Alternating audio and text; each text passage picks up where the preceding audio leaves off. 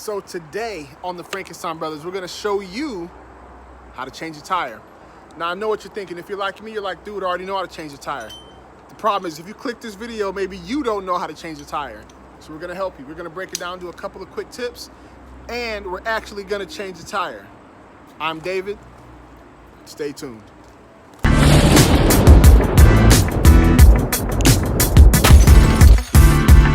Okay, you guys, first things first, you need a certain amount of tools when you're changing a tire. Now me, I have the luxury of having a lot of tools, unfortunately, because I have a lot of cars that are broken. What he said is he is a tool. He's the tool man. One of the things you need is, number one, a lug wrench. Number two, a jack. Number three, a good drill. That's really about it. These wheels in particular have locks on them, so that makes you need a torque wrench for the lock key. I'm not gonna use this right here because I don't need it. But if you don't have one of these, this right here comes in great. For everybody else who wants to have one of these, this is an extension that allows you to put more torque on your nuts. Now this for me, I'm gonna use this because I like sitting down on the job. If you don't have one of these, you can also use a mat. Look at back of your car, look on your floor of your car, you should have a floor mat there. Try that out. Same thing too. Even though we're doing this job right here with all these tools, I recommend you carry most of them around in your vehicle, because there's nothing worse than changing a tire on the side of the road when you're in a tuxedo headed to a wedding. Trust me, I know.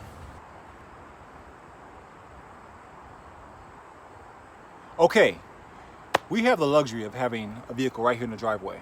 Unfortunately, most time when your car breaks down and you need to change your tire, it's usually on the side of the road. First things first, get over all the way possible as far as you can to the other side of the road. You want to make sure that you're covered in case somebody veers off to the side and hits you. No joke. It happens. Also, make sure whenever you're going to jack your car up, make sure you're on solid ground. You do not want your jack to be on unsolid ground. It'll slide, it'll cut off your legs, you'll lose a hand, a finger, a pinky toe. It doesn't matter. The point is you want to keep all your digits with you. And I'll be honest, that kind of message sounds like it's pretty ABC. But get this, if you jack your car up and it's on mud and that crap slides, you'll be the bastard with one leg. All people who have one leg are not bastards. Okay. I get that. Shout out to the one-leg cats. I love y'all as well, but I'm just saying, protect yourself. It's not a game. The car weighs several thousand pounds. It's gonna suck to be you if it falls. Don't jack it up on mud. Also, before we get out of here, make sure you have your flashers on and make sure you give yourself enough room. If you're uncomfortable doing this, you may want to practice this at home, do it a few times, get comfortable with it. It does take a certain amount of manual strength, but that's what I'm going to show you a new tool to use. Follow me. Okay, this particular tool right here. Uh-oh, almost dropped it.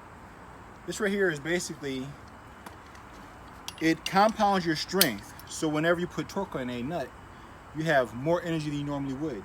The further out it goes, the more torque you have. You can buy these from Harbor Freight or any other discount store for relatively cheap, 20 bucks, something like that. And for all you who don't go to Harbor Freight, you probably have roadside assistance, so this video isn't for you. You want to loosen your nuts before you ever try to jack your car up. The reason why is because as you're jacking your car up, you're rocking. As you're loosening your nuts, you're rocking the car. You want to make sure that you don't rock the jack at the same time. So what he said to you is make sure your nuts are good and loose before you jack it. If you jack it with stiff nuts, you're gonna have a problem. Right. Also stretch.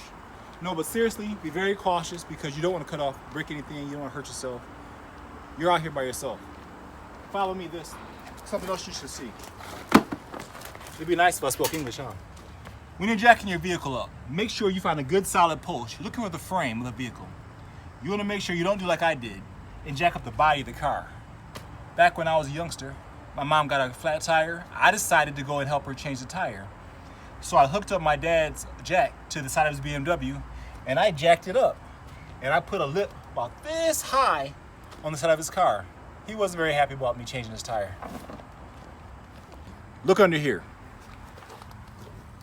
This right here is the frame of your vehicle. This right here is all bodywork. This right here is not solid. You do not want to jack on this. Now we have the luxury of having a floor jack, a really nice floor jack. Gives us plenty of pressure and it's easy to get the car up off the ground. Unfortunately, most likely, you're not gonna have that option. The jack that comes in the car works slightly different. We'll go through that in a second. But for now, let's get this thing off the ground.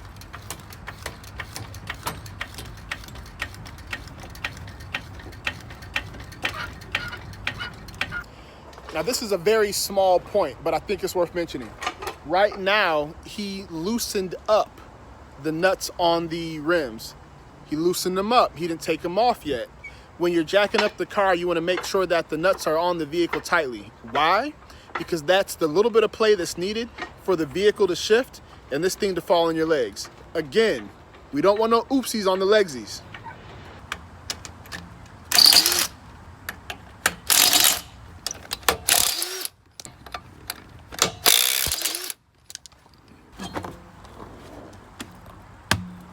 And that's how you take a rim off. Now, us in particular, this car is getting brakes done. So that's why we're taking this rim off. But in order to do that, we had to take the wheel off first, and you could do the exact same thing we did, just as easy. However, now when you put it back on, it's the exact same process, but in reverse. And make sure, once you tighten it back on the rim on the car, make sure you put it down on the ground first, and then tighten up your nuts. Now, like you just saw, he just took that tire off.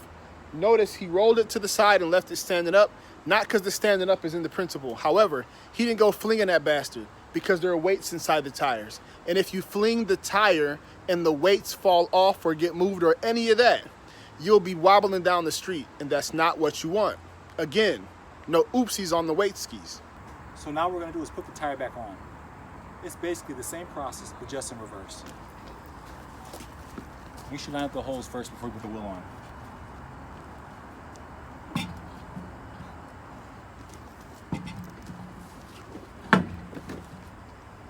Now, if you're wondering why this particular wheel looks like this, it's because the brakes went bad and all the brake fluid ate up all the wheels.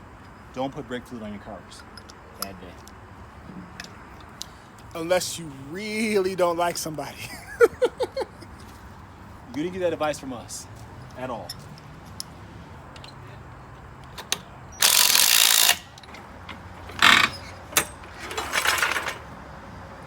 Now, the next process is you want to set the car down and you want to tighten your lug nuts by hand. The reason why is you're going to get a certain amount of torque that you want to make sure you don't exceed. Those power tools are great for getting lugs started, but you do not want to over tighten your lugs.